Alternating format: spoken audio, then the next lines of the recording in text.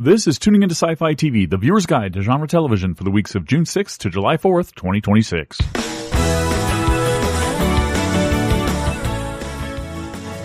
Hello, everyone, and welcome to the show. I'm Wendy Hembrock. I'm Brent Barrett. And I'm Kevin Batchelder.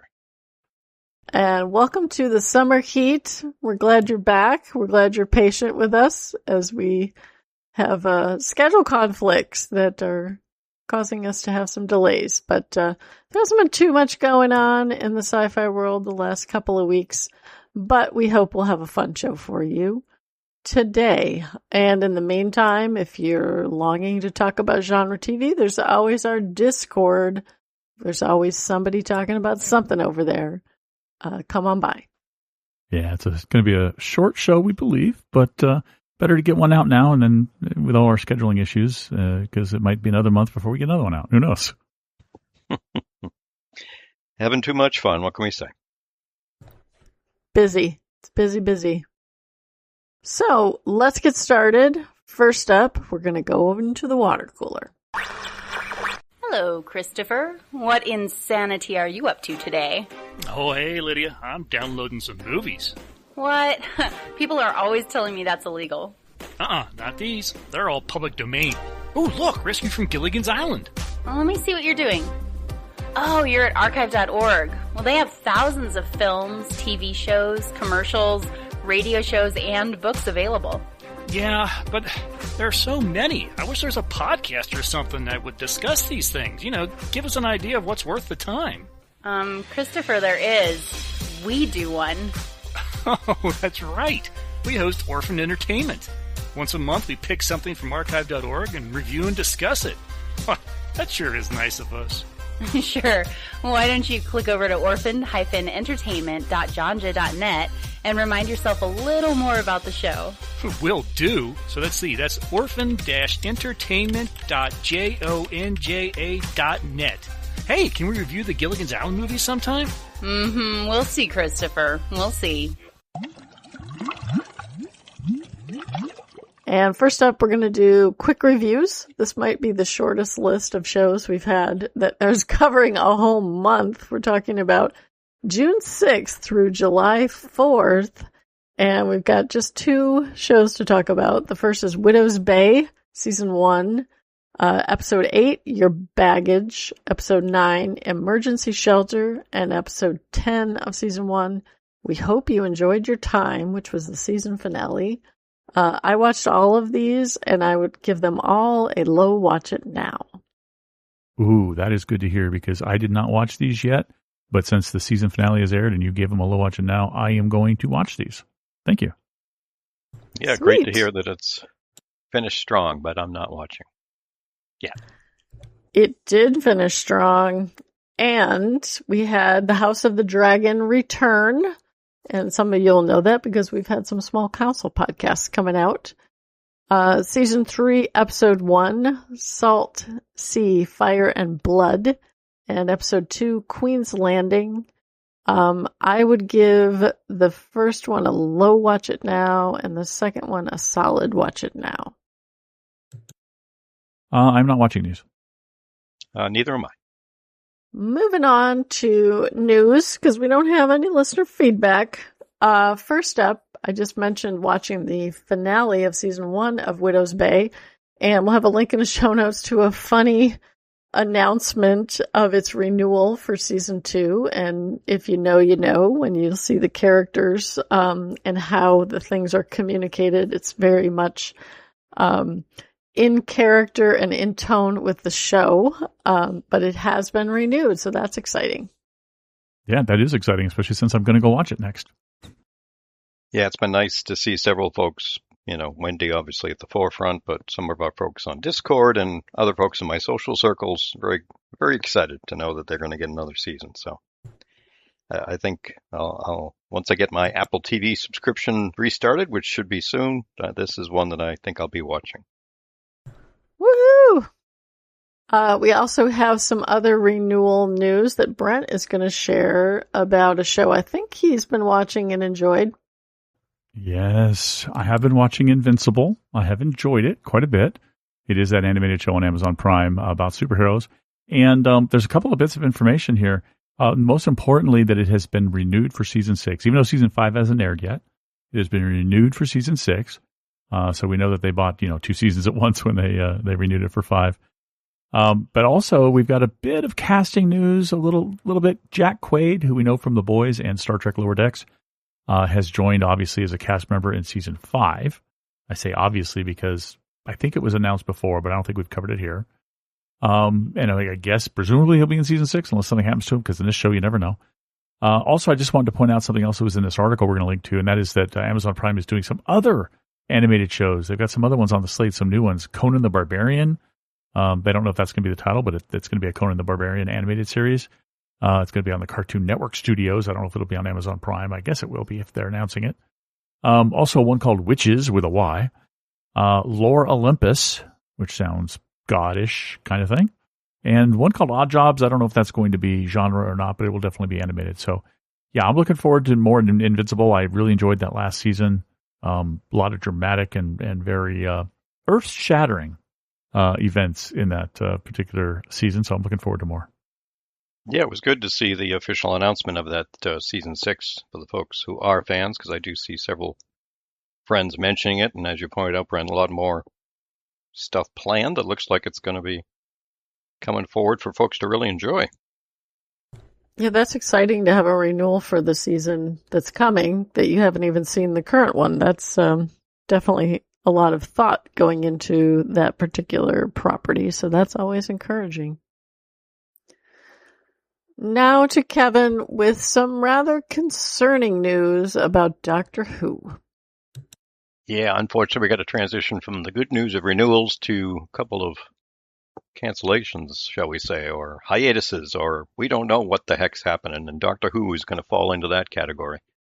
If you haven't heard yet, it was officially announced that there will be no Christmas special this year. And not only that, but, Russell T. Davies and the Bad Wolf production company are actually exiting from the show. So it is very much, where do we go next kind of thing. So that was very disappointing to hear on both sides. You certainly can take the positive spin to say, okay, well, there's going to be some fresh new blood and, but it might take a while before we kind of get things, shall we say, restarted. So definitely disappointing. Bah, humbug. I'm very disappointed about no Christmas special. I don't know about my thoughts about Russell Davies exiting or not. And who knows, he might come back depending on who gets involved in the future. But I don't know. It's saddening to not have the, I'll call it security blanket of knowing that there's Doctor Who coming in the pipeline.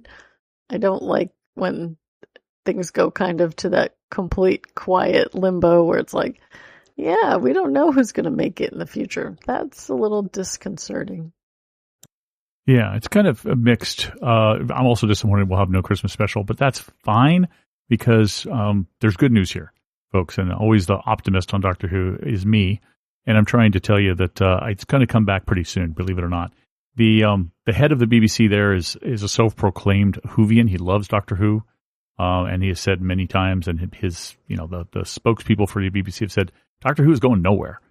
We are continuing the show. They put it out to what they call tender, which means asking for other production studios who want to actually run the show, well before they announced that it had, there would be no Christmas special and that the Bad Wolf Studios was going away. And my money is on Russell T. Davies will not be back. The reason being that I think the general consensus of a lot of Whovians and people at the BBC is he really messed up his second phase, when he came back. It was not very popular. A lot of very strange stories. We even commented on some of the stories he did as well as the previous showrunner, where they were a bit disjointed and didn't really make a lot of sense, and they were changing canon right and left. And so I don't think Russell T. Davies will be back. I am really excited about this news because it means they're going to get new, fresh blood. Hopefully people who are also big fans. One person I hope we do see again come back and do some writing is Stephen Moffat, because I know he's very well loved by the fans and very well loved by the folks at the BBC. So I'm hoping to see that back. And the fact that Russell T. Davies is no longer involved means we might actually get a return of a doctor that has said many times he's not going to have anything to do with Russell T. Davies. So that would be exciting as well.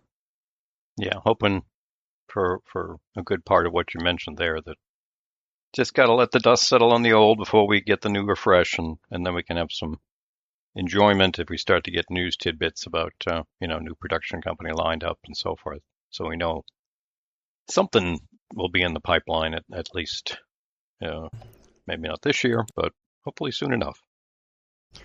Well, I did appreciate that apparently in that article it says Russell T. Davies posted on Instagram. He's like, it's not like the Christmas special got canceled because there wasn't one. He hadn't written anything yet. So it's not like there was something there that we're not getting. It had just not even gotten off the ground. And he's a liar because either he lied in previous social media posts where he said there were multiple scripts and he was working through it and he had a lot of ideas and a lot of stuff being written down, or he's lying now and saying that it was never written, because I think he's just saying, he's saying good riddance in his own kind of way.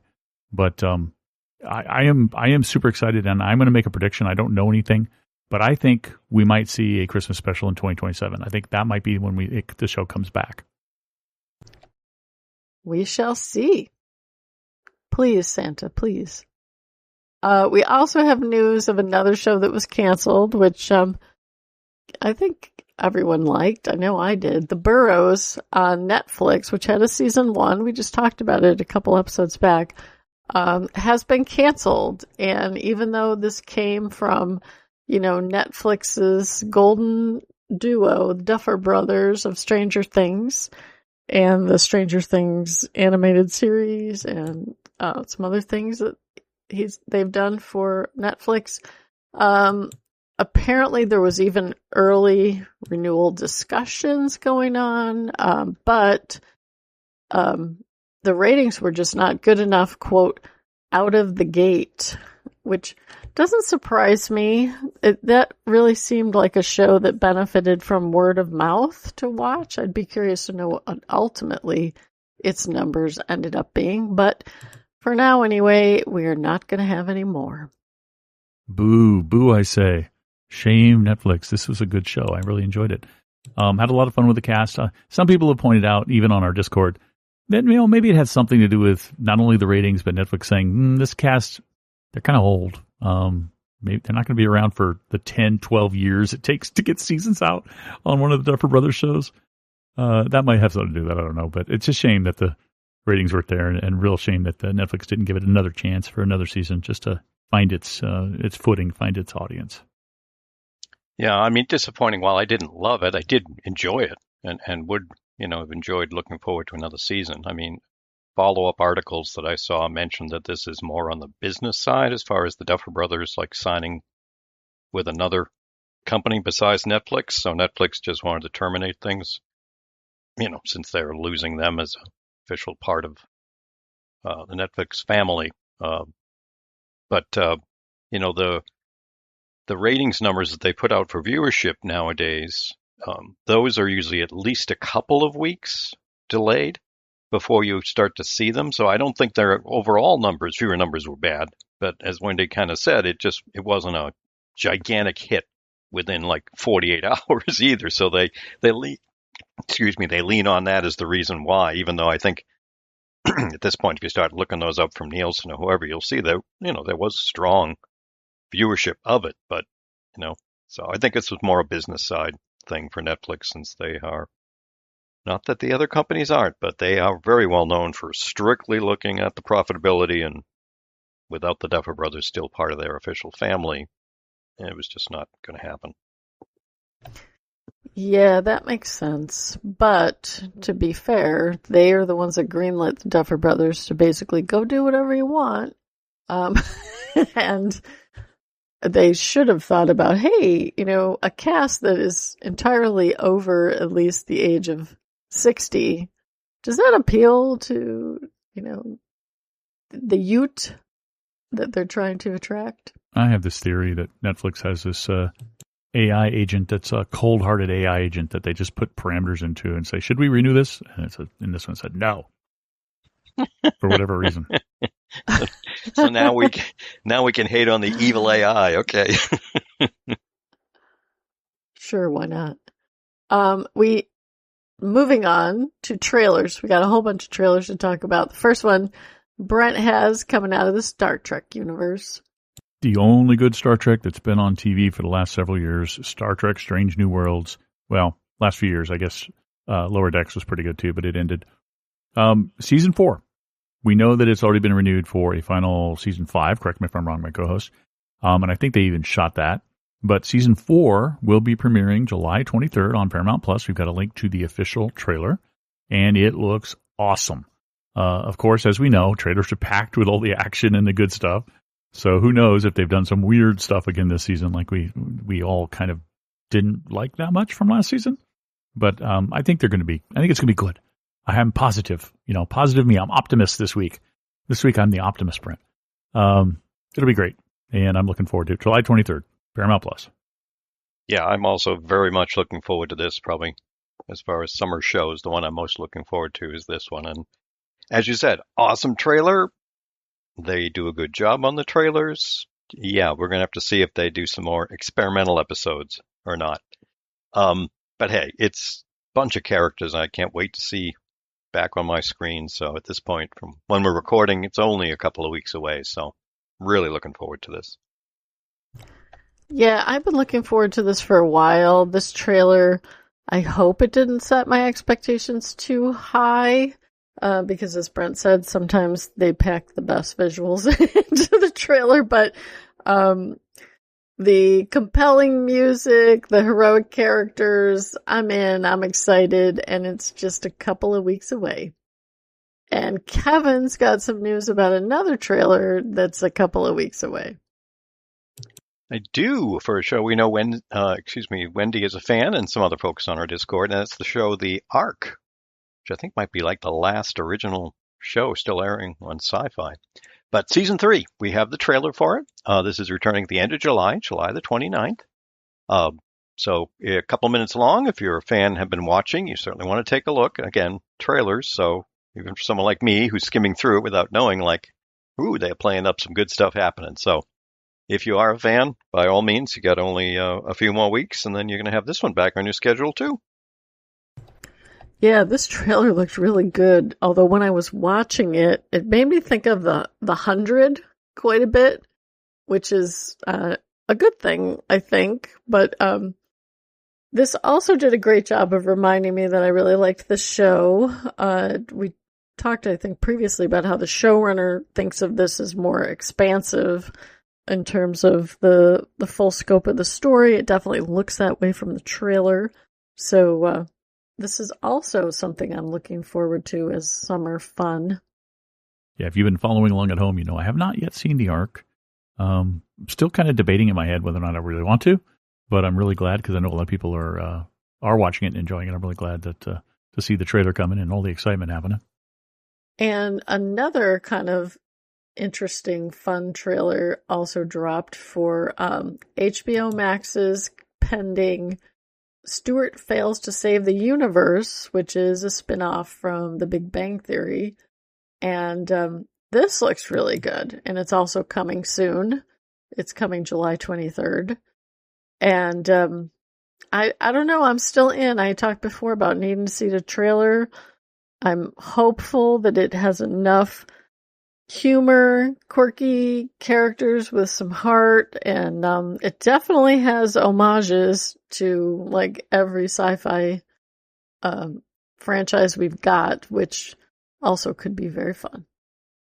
Yeah, I'm on board too, which is surprising. If you told me that a show that I enjoyed is having a spinoff and all it has is a minor background characters are going to be the leads, I'm like, I don't know, but this one works, and I think it's probably because it's so overtly genre, as opposed to The Big Bang Theory, which is just genre adjacent, where they talked about genre stuff.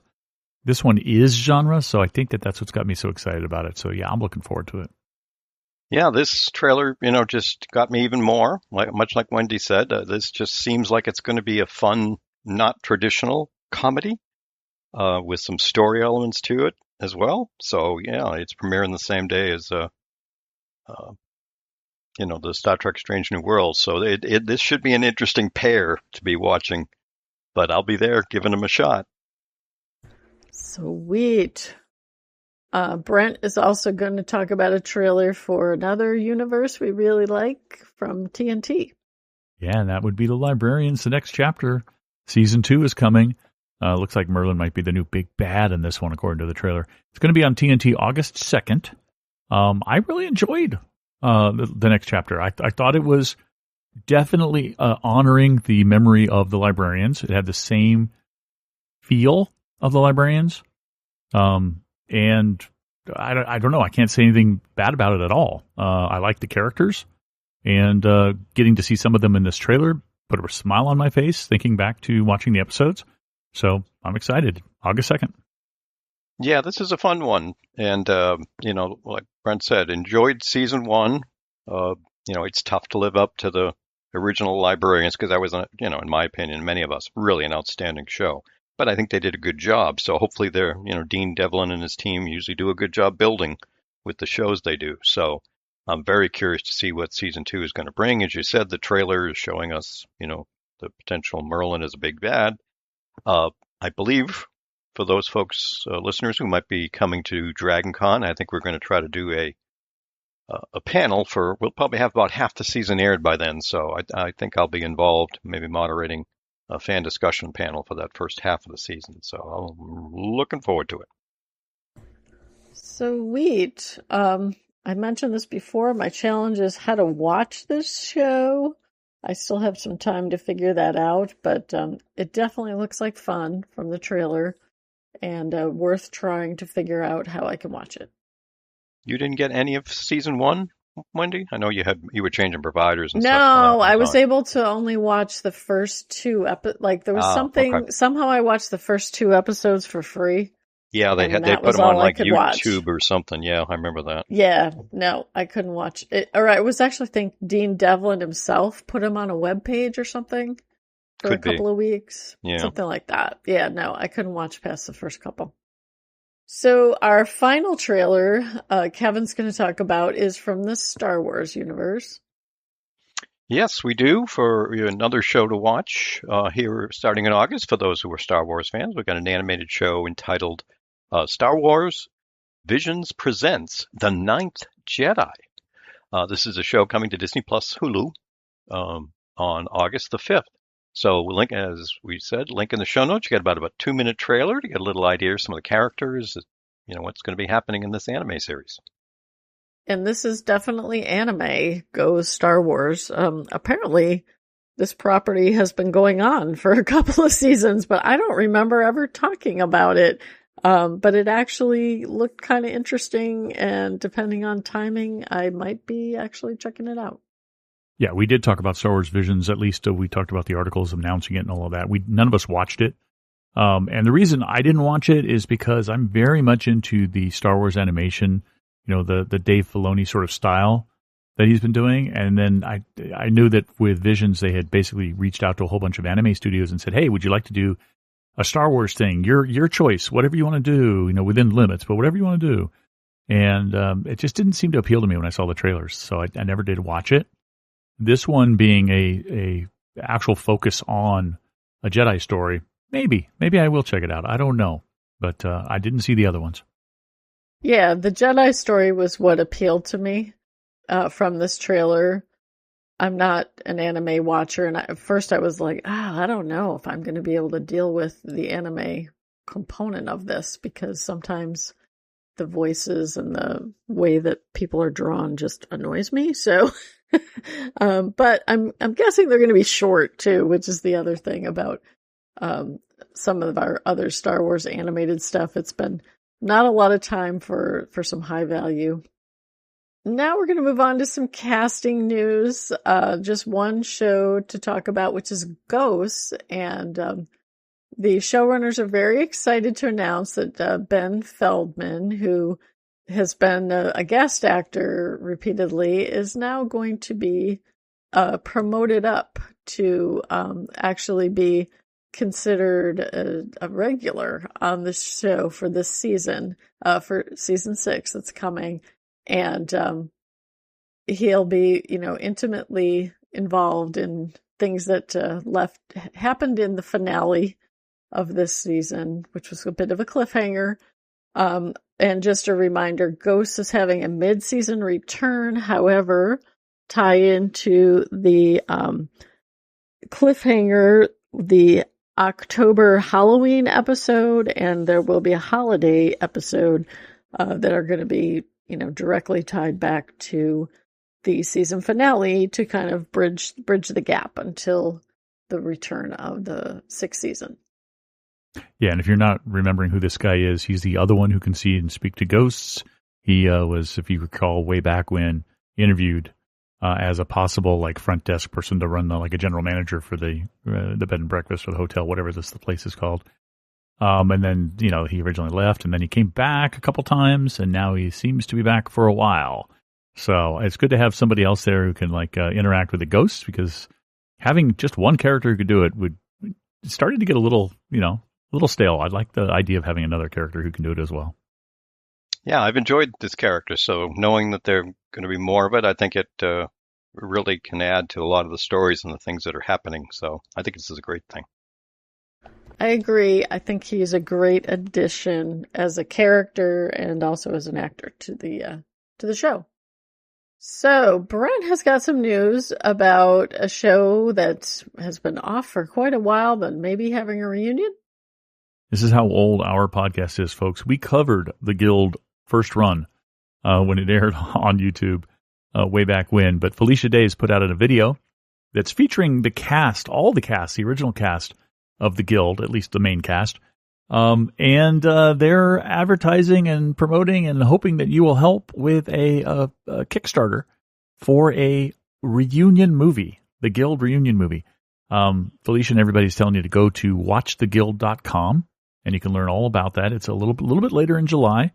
They're going to open up the funding, and you can add a little money to the pot and probably get some sort of reward. If it's I don't know what it's going to be. I didn't look yet. Might just be a mention in the credits or something, but or maybe a copy of the movie. But I definitely am going to go over there as soon as it's opened up and send some money their way, because I really enjoyed the Guild. It was a big part of this podcast for quite a while. A lot of fun, very much gamer culture, which I really identified with. And Felicia Day's great. Yes, check marks to everything Brent said. This was back in a time, if you folks weren't listening back, what is that, 15 plus years ago? When folks were experimenting, putting content on YouTube, and they did such a great job of putting these together on next to nothing budgets, and then they eventually, as they got into the later seasons, got some contracts to be able to work with advertisers and network and other things. So the idea of going back to the universe by doing a movie and having it be crowdfunded just fits it perfectly, and it's great to see Felicia kind of out in front getting this ready. And yeah, I signed up to be notified when it goes live so that I can actually make a pledge. And for those who don't know, Kickstarter is a funding platform where they set a goal and they have to meet that goal in order to then take anyone who's pledged money. So it's definitely important, if you're interested, not to sit back. If you think you even have the slightest interest in this, by all means, I think you can go to that site now. And while the campaign isn't active, you can sign up to be notified by email and such to make sure you don't miss a chance to pledge. So they hopefully reach their goal, and then they've got the funding to start working on a movie. Yeah, this was fun to see. Felicia Day definitely was one of the people who was figuring out how to make content without a big studio, without a network, and told a great story, great characters, very fun. And the Kickstarter really seems to be very on brand for the Guild. I actually participated in a Kickstarter for the Veronica Mars movie, and they had different levels. You could get a copy of the DVD. I got a t-shirt. If you paid a little bit more, you could be named in the credits, and so that was just a long list of credits. And then they had more stuff. The higher up you went, you could, I think like the ultimate thing was a set visit, maybe, and you'd get to meet some of the cast. So I'm sure they'll do something similar, which would be very cool. Yeah, and if you haven't read Felicia Day's book, You're Never Weird on the Internet, almost, go check it out. It's a great read. So now we're going to switch gears to go into a little bit of history. Talking about a show that I think only I watched, which was Space 1999. No, ma'am. Oh, good. Excellent. And Kevin is going to talk about it. Yeah, I for sci-fi fans of a certain age, shall we say our ages, and many others, yes, Space 1999, many of us remember seeing at least an episode here or there, since this thing was in syndication, all kinds of places. But what we've got is a link in the show notes to a lengthy article over at TV Line, just kind of looking back at the show and kind of its bumpy history, as many shows were back in the 60s or 70s, when money was very tight, and sometimes they just had to totally give up on what made sense creatively just to make something fit financially. And that's a little bit about what they share, some of the early, how this show came to be as kind of I won't say a spin-off, but a new idea out of the show UFO, and then the different big names that were involved and how that kind of went, and some issues with producers. So it's a nice little fun journey back if you want to look back at the show there. I've seen one or two fun videos on YouTube kind of looking back at the show's history. Same idea. It's just kind of, sometimes you look at those and go, how the heck did this actually work? In the sense that, but then again, we were also a lot younger back then, and, it was just cool stuff to see. So link in the show notes. I think it's over at TV Line. Again, if you had any interest in Space 1999, I think it'll give you a smile. Yeah, it definitely gave me a smile when I saw this. And also, as I was going through, there's a lot of, I would call it data mining going on right now for content about sci-fi. But this was cool because there was actually a show called UFO that eventually got pulled the plug on it, but this was actually the setup for this originally was going to be the season 2 of that show, and so they had already sort of built out a ton of stuff and developed some things, so they didn't want to just throw all that work away completely. So once they got, and this was originally a British property, once they got some people in the U.S., of course, had to be Americaned up, which meant it needed to be more like Star Wars. No, I'm just kidding. But they did want some changes, and notably the casting of Martin Landau and Barbara Bain, who were actually married in real life, and they had just finished working on Mission Impossible, which was one of the most popular, beloved shows of the 60s. And they were both serious actors. So actually when they went into season 2, Martin Landau talked about, Fred Freiberger, who some people might know from the original Star Trek, because, people want to put an arrow through him sometimes for what he, quote, did to season 3 of Star Trek. And it was really Martin Landau's view that the quality or the direction went off with his involvement in the show. But it was definitely a show that I loved as a kid because it was so different.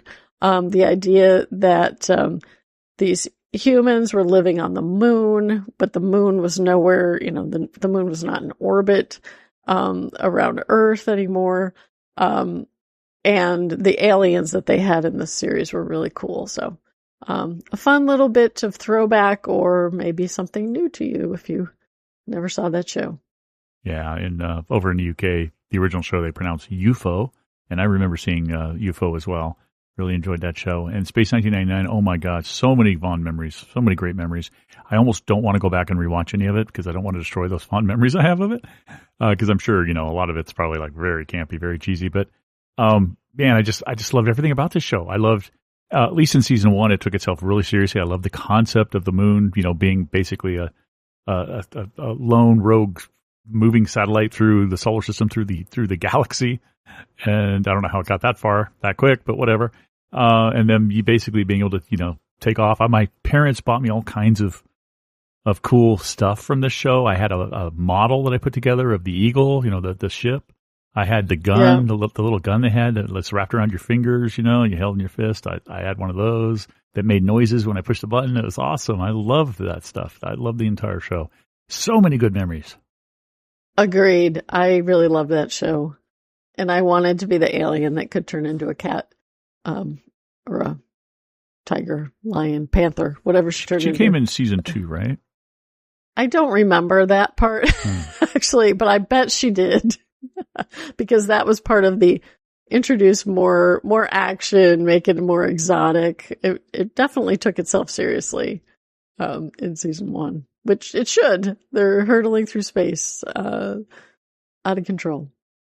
The last thing I want to talk about, also historical, is in the Star Trek Next Generation franchise, which is one of my favorites. And this is telling a little bit about how Stephen Hawking came to visit the set, and then after he visited the set, and his main request was to sit in Picard's chair, Rick Berman was the showrunner at the time, and he was amazed because this was just, this was Stephen Hawking, so everybody's bowled over by him being there. But he was just a super fan, and he was a little kid. He wanted to sit in the captain's chair. And then apparently he had talked with Leonard Nimoy after his visit, and Leonard Nimoy contacted Berman again and said, "Hey, you got to figure out how to cast this guy. He should be in the show." And of course, the card game with Data and him and Newton and Einstein is, a favorite of many fans of Next Generation. So that was a fun little trip down memory lane too. Yeah, I had known that he was a fan, but man, to be such a super fan, that was amazing. Some of the things that are in the comments down there too, where somebody said as he was being walked past the warp core set, he said, "I'm working on that." So great stuff. Yeah, I remember this from way back when it happened, so to speak, and it's great to reflect on some of these awesome things that they got to do. Good. This is definitely one of those really good for him. Yeah, it's awesome. And so inspiring. We talk about that a lot, especially Star Trek, how it inspired a lot of scientists and people who went into things related to air and space. So last up in the water cooler, we have a Tuner Minute. I recorded it this week, and it is titled Animated. I read recently there's going to be an attempt to make Dark Shadows into an animated series for adults. Thinking about that and potentially the Firefly animated series made me wonder, what are some shows or franchises that aren't currently animated that you could picture animated in the future? Farscape immediately comes to my mind, but what would you like to see animated? We already had Farscape animated. It was actually an episode in the series. No, I'm just kidding. I would love Farscape animation. Space 1999 would be great for animation. Just saying. I could see it actually being an anime or something like out of Japan. Boy, that's an interesting question. I mean, I would love to see. There's a lot of shows that were canceled too early that I'd like to see come back. I'm really excited for the Firefly one, obviously.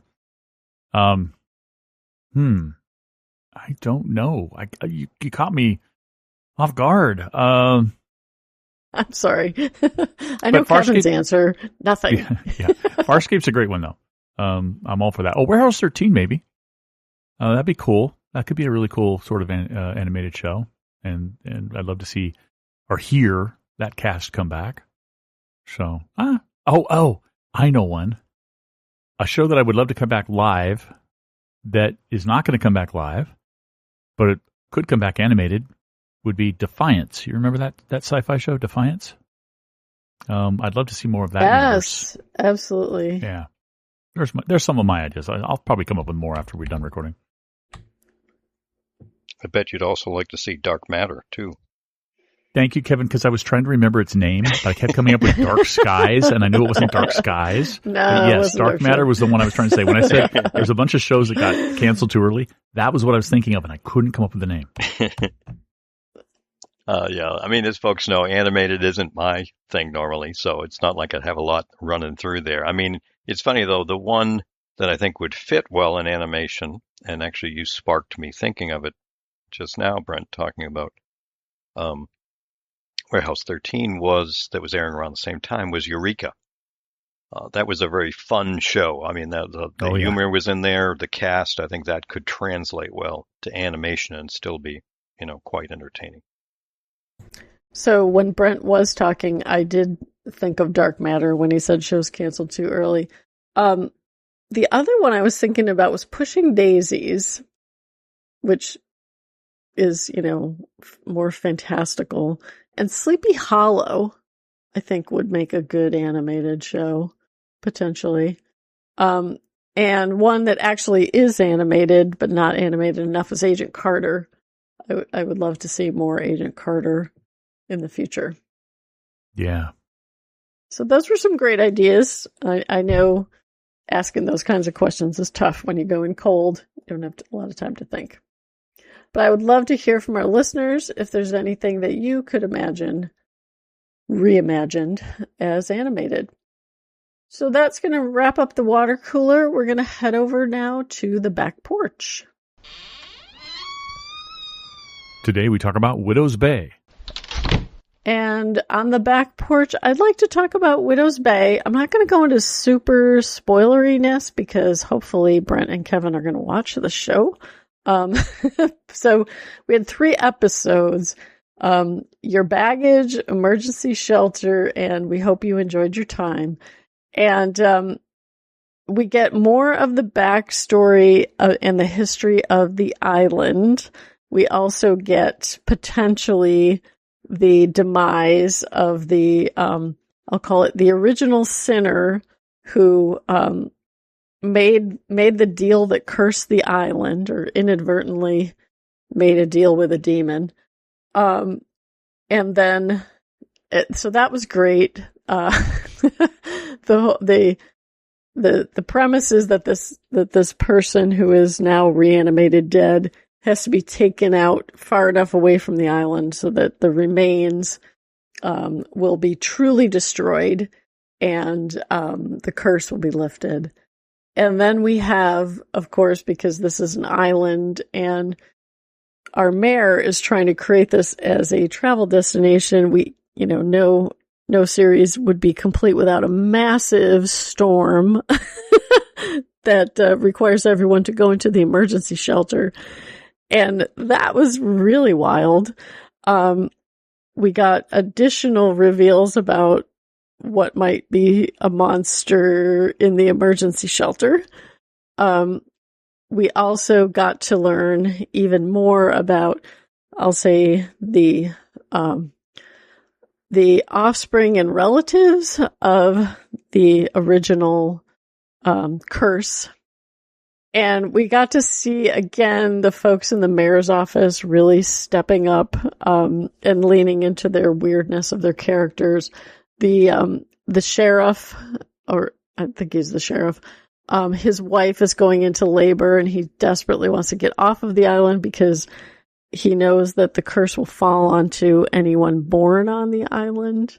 And in the finale, we find out that, we might not have actually killed everybody that needed to be killed. And there might need to be some more killing done. So I'm not going to say any more than that. But this show did a great job of blending horror in terms of terrible decisions that people made or choices that they were facing with typical family intergenerational trauma and just great acting. And then the characters that we have got to actually really step up and grow for the most part.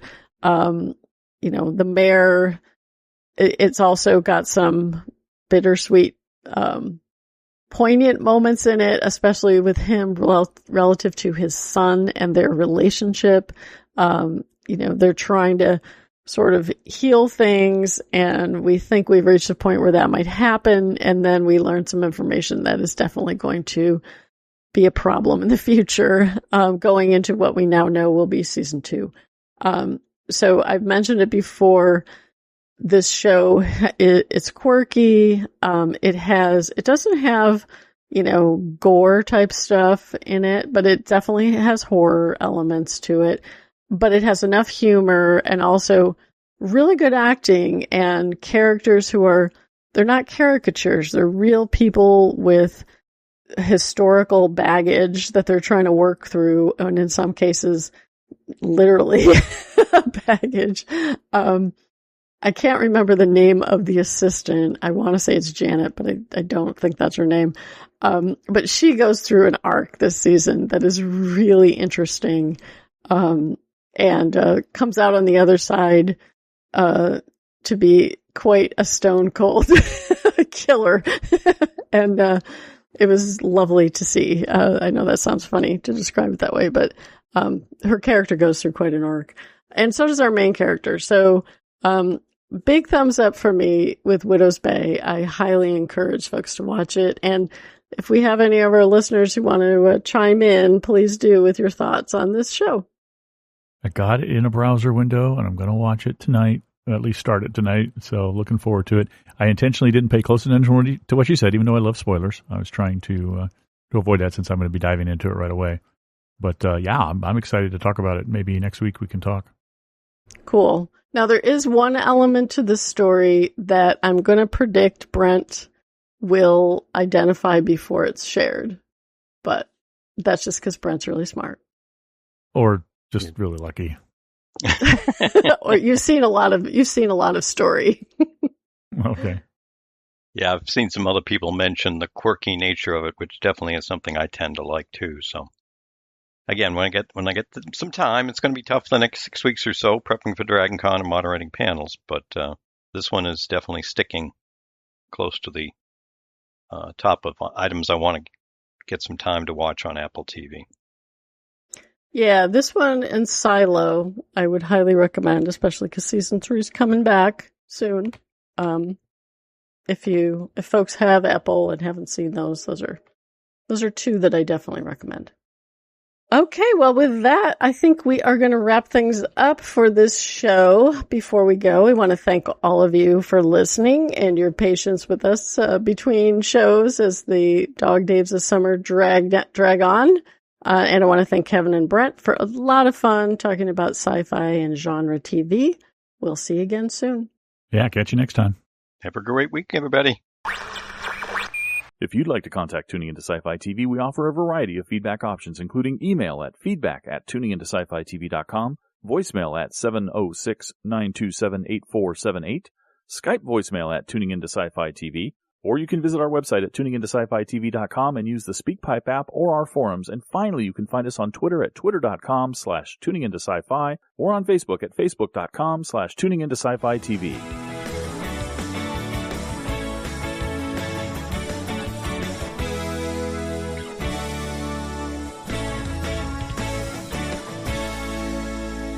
The theme music for Tuning Into Sci-Fi TV is by Beatnik Turtle, used with permission. You've been listening to Tuning Into Sci-Fi TV, episode 690, recorded July 5th, 2026.